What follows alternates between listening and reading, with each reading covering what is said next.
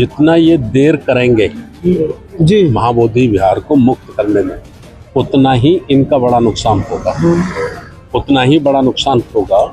45 दिन अभी है आज, और इन 45 दिन में भारत के कोने कोने में ही नहीं बल्कि दुनिया में भी चर्चा शुरू हुई है। जी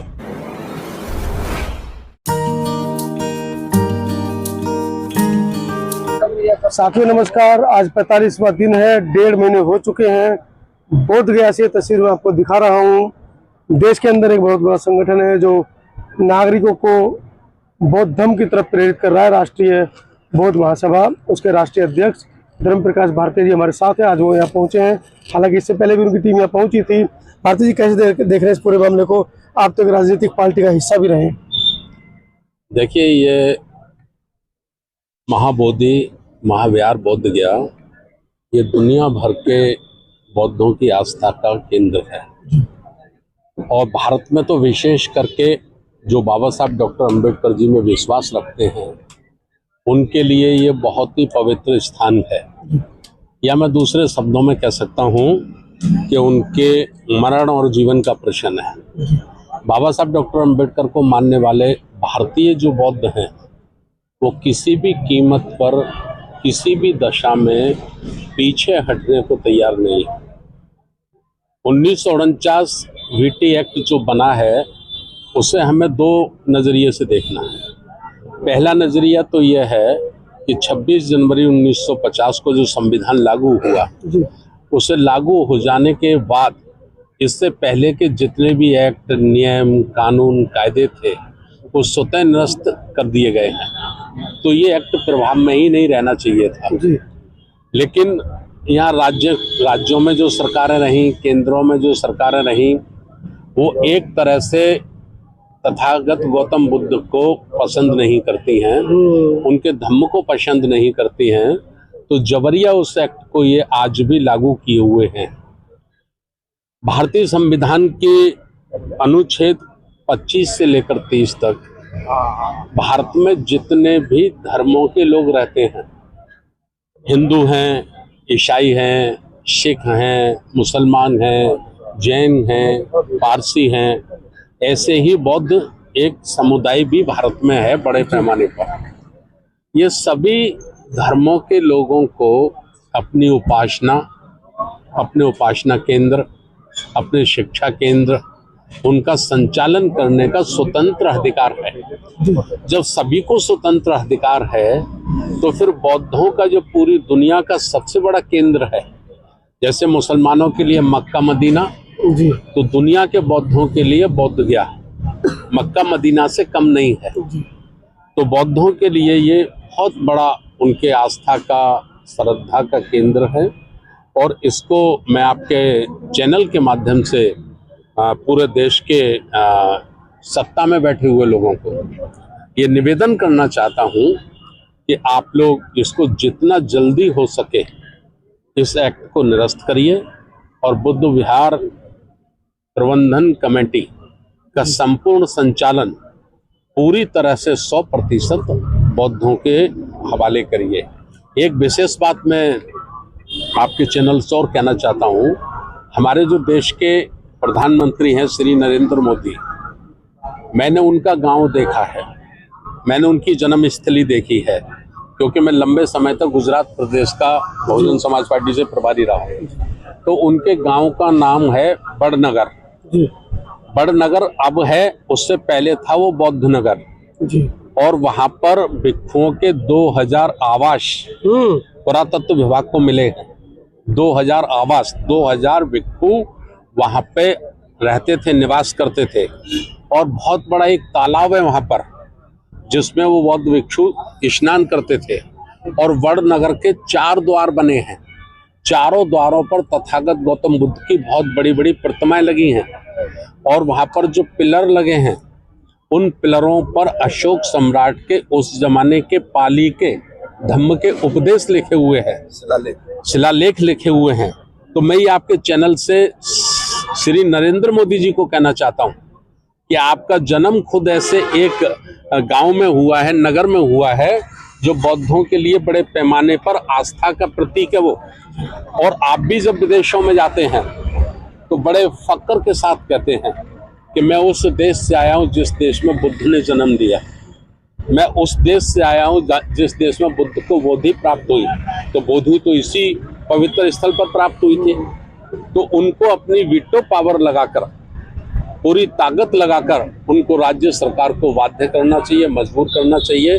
और चूंकि राज्य सरकार भी उनके सपोर्ट से चल रही है, श्री नीतीश कुमार मुख्यमंत्री जी भी उनके अधीन हैं, तो मैं समझता हूं कि नरेंद्र मोदी जी को और श्री नीतीश कुमार जी को इसमें कोई किसी प्रकार की आपत्ति नहीं आनी चाहिए। आपका एक लंबा अनुभव राजनीतिक रूप में रहा है, आपको क्या लगता है कि ये क्षेत्र में, जो देश में केंद्र में सरकार हो या राज्यों में सरकारें हैं, उनकी मंशा क्यों नहीं है? क्योंकि एक बहुत बड़ा वोट बैंक तथागत बुद्ध का है, बहुजन समाज का है, उनको तो इसको कर देना चाहिए, उसका लाभ उठाना चाहिए। देखिए, मैं ये कहना चाहता हूँ कि हमारा देश जब आज़ाद हुआ और उसको नया संविधान परम पूजनीय बाबा साहब डॉक्टर अम्बेडकर जी ने दिया, तो इसके पैरेलल एक दूसरी विचारधारा पिछले 100 वर्षों से काम कर रही है।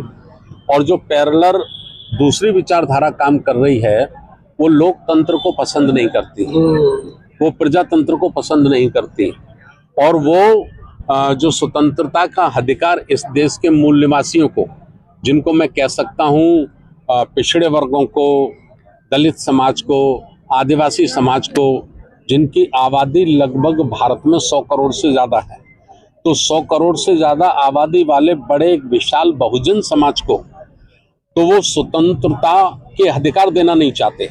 और बुद्ध की जो शिक्षाएं हैं, तथागत गौतम बुद्ध का जो धम्म है, ये स्वतंत्रता और स्वाभिमान और व्यक्ति की अभिव्यक्ति का मूल मंत्र है। बुद्ध ने ही अपनी शिक्षाओं में और अपने उपदेशों में सबसे पहले भारत में आज से 2500 वर्ष पहले उन्होंने अपने भिक्षु संघ में इसको लागू किया। व्यक्ति की स्वतंत्रता, व्यक्ति की वाणी की स्वतंत्रता, व्यक्ति के स्वतंत्र जीवन जीने की स्वतंत्रता, यही हमको परम पूजनीय बाबा साहब डॉक्टर अम्बेडकर जी ने संविधान में दी है। तो संविधान के कारण वो स्पष्ट तो नहीं बोल सकते कि हम ऐसा नहीं करना चाहते, लेकिन वो इधर से उधर से परोक्ष रूप से मनुस्मृति जैसे काले कानून को भारत में दोबारा से लाना चाहते हैं। और उनकी इस सोच में, उनकी इस विचारधारा में तथागत गौतम बुद्ध की शिक्षा, उनका धम्म और उनके अनुयायी फिट नहीं बैठते। नहीं तो वही उसके इतर देखें, जैसे कि आपने बात पिछड़ों की की, अति पिछड़ों की, वही लोग ढाल बनकर खड़े हैं वैचारिक मतभेद वालों का। देखिए, जो मनुवादी व्यवस्था की सोच के लोग हैं या समानता की विचारधारा वाले लोग हैं, उनका आप इतिहास पढ़ा लीजिए, आप उनका इतिहास पढ़िए। उन्होंने कभी स्वयं से लड़ाई नहीं लड़ी है, उन्होंने भाई को भाई से लड़ाने का काम किया है।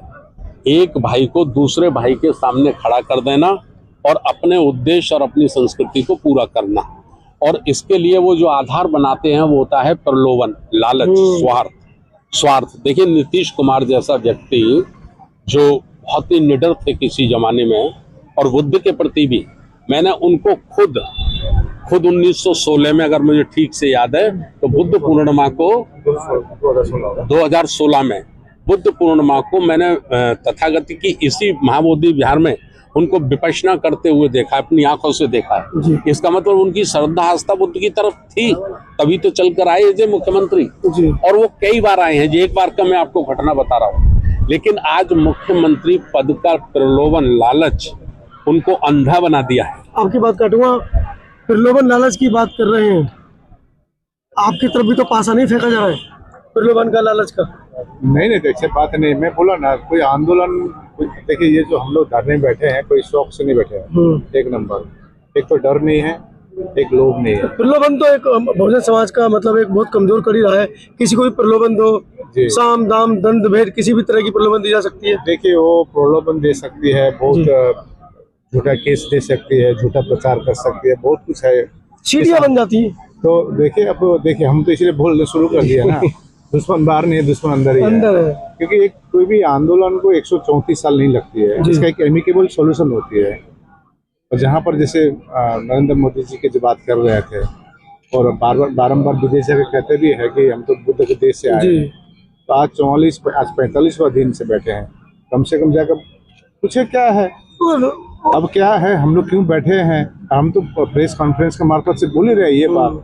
आज तो देख ही रहे, आप पूरे सोशल मीडिया में देख रहे, पूरे भारत में जिस प्रकार का समर्थन उमड़ी है और जिस प्रकार से विदेशों में, अमेरिका में, कल वाशिंगटन डीसी में, अभी 30 तारीख लंदन में, तो ये चीज आपको समझना होगा। बिल्कुल। तो कोई किसी का हक अधिकार हम मांग नहीं रहे हैं। 45 दिन हो गए, 1.5 महीना हो गया है। अच्छी बात है, आज 45 दिन हो गया है, तो मैं अभी बात कर रहा था ना कि हमारे लिए तो अच्छा है। हम तो चाहते थे जल्द से जल्द बैठ के एक फैसला में आ जाए और उसका कार्रवाई करे। हम तो शुरू दिन से बोल रहे हैं ना, लेकिन 45 दिन करने का मतलब तो अच्छा हुआ हमारे लिए। कम से कम हमारे राष्ट्रीय अध्यक्ष भी आ गए यहाँ पर। कल आ गए तो जमशेदपुर में मालूम नहीं थी बौद्धों को, वो लोग आ गए, नांदेड़ वाले आ गए, तो हम तो पूरे देश से लोग आ रहे हैं। पूरे देश से आ रहे, कोने कोने से। देखिए कोई बड़ी शहर नहीं, जैसे भी हम लोग बुद्धिस्ट बोलने से हम कुछ विशेष जगह की पहचान होती है, लेकिन वहाँ तो छोड़ दीजिए, गांव गांव से लोग आ रहे हैं। बिल्कुल। तो हमारे लिए तो अच्छा ही है, जितना लंबाएंगे उतना अच्छा है। प्रचार प्रसार हो रही है, बहुतों पर अन्याय हो रही है, जानकारी मिल रही है। तो जो भी हो, प्रलोभन देगा क्या देगा हम इस पे पढ़ने वाले नहीं। लोग आरोप लगा रहे हैं कि आप माल अंटी करके निकल जाएंगे। हो सकता है, उनको उनकी जगह में वो ठीक है। देखिए उनकी जगह में वो, उनका सोच उतना है, इसलिए वो इधर नहीं आ रहे हैं। जी, आप तो आ रहे हैं अंदर में, आप तो 1 महीने से यहाँ पड़े हुए हैं। यू नो तो account details, everything account details आपको पूरा मालूम ही है। बिल्कुल। हम तो शेयर भी करते थे, भाई ये इतना आया है, क्या करना है, इसका तैयारी इतना है, ये है। शाम को तो बैठते हैं, आइए यहाँ पर। तो उनका जो सोच है उसको तो मैं चेंज नहीं कर सकता हूँ ना, लेकिन उनका सोच उनके मुबारक, और हमारा सोच हमको करने दीजिए। जुड़ेंगे तो एक होंगे, जुड़ेंगे तो जानोगे भी, एक भी होंगे, जीतेंगे भी। जी, जीतेंगे भी। बुद्धिस्ट कम्युनिटी को आप जागरूक कर रहे हैं, राष्ट्रीय बौद्ध महासभा के तत्वाधान में लगातार आप कार्यक्रम भी कर रहे हैं, पूरे देश में आपका नेटवर्क भी है। क्या इस पूरे मामले को लेकर आप अपने जो देश के बुद्धिस्ट हैं, अम्बेडकरवादी लोगों से अपील करना चाहेंगे? देखिए, अभी आकाश लामा साहब ने जो बात कही है, ये बहुत बड़ी बात उन्होंने कही है। जितना ये देर करेंगे जी महाबोधि विहार को मुक्त करने में, उतना ही इनका बड़ा नुकसान होगा, उतना ही बड़ा नुकसान होगा।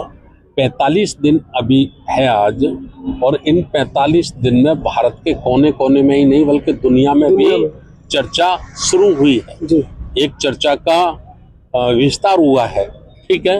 और हम ये कहना चाहते हैं कि अगर श्री नरेंद्र मोदी जी ने, श्री नीतीश कुमार जी ने बहुत जल्दी ही भिक्षु संघ द्वारा जो धरना प्रदर्शन आंदोलन किया जा रहा है, 1949 बीटी एक्ट को समाप्त करके बुद्ध विहार, महाबोधि विहार का संपूर्ण प्रबंधन बौद्धों को दिया जाए, इस मांग को इन्होंने अगर नहीं माना, तो हम गांव-गांव में, कस्बे-कस्बे में, जिले-जिले में, एक-एक गांव में, एक-एक शहर में, एक-एक मोहल्ले में हम जन जागृति अभियान चलाएंगे, तेज कर देंगे, वाकई कर देंगे। हमने बना लिया है, मन बना लिया है।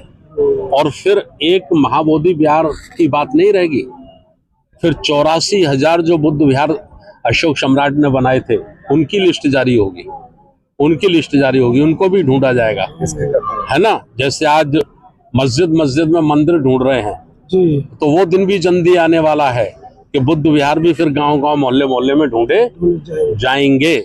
इसलिए ये अपील है कि जितना जल्दी हो सके, ये पूरी दुनिया के बौद्धों का आस्था का एक पवित्र स्थान है, इसको बहुत जल्दी बौद्धों के सुपुर्द कर देना चाहिए। स्पष्ट आवाज आ रही है कि अब नहीं तो कभी नहीं, राज्य सरकार या केंद्र सरकार चाहे तो जैसे नोटबंदी की थी एक रात में, उसी तरीके से कुछ घंटों में इस मामले को रफा दफा कर सकती है। लेकिन वह है कि एक मुझे कहावत याद आ रही है, 25 पैसे के कागज का खर्च है जी, सरकार के लिए केवल 25 पैसे का कागज लगेगा एक आर्डर पास करने में, इससे बड़ा काम नहीं है। करना फिर भी पड़ेगा, लेकिन अपना सब कुछ लुटा कर होश में आए तो क्या हुआ? जी। वीडियो के बारे में क्या राय है कमेंट सेक्शन में जरूर लिखिएगा, क्योंकि आज का जो साक्षात्कार है वो सीधा सरकारों को तलब कर रहा है।